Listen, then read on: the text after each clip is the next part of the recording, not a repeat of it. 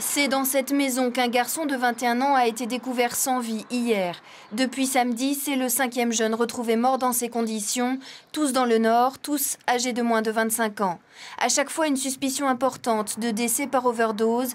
L'Agence régionale de santé et l'Institut de veille sanitaire ont donc été saisis de la présence possible d'un nouveau produit ultra toxique en circulation dans le département. Le fait qu'on ait des décès nombreux inexpliqués chez des sujets jeunes, fait que nous déclenchons une alerte sanitaire.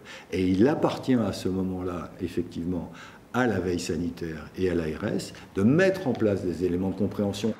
Une victime présumée à Lille, 2 à Dunkerque, 2 dans le Douaisis. Une enquête a été ouverte, indique le parquet de Douai. Le procureur attend les résultats d'autopsie et d'analyse pour s'exprimer.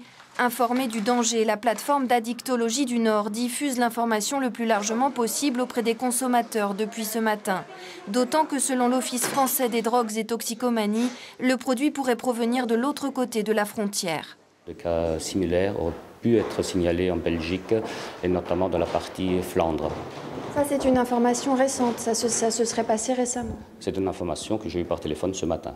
Il existe aujourd'hui sur le marché Nord-Pas-de-Calais des produits dont on ne connaît pas la nature, dont on ne connaît pas les effets ni les dosages et qui, par le fait de leur utilisation, peuvent provoquer la mort. S'agit-il de la fameuse drogue du crocodile aux effets 3 fois plus puissants que l'héroïne ou encore d'une substance mal coupée?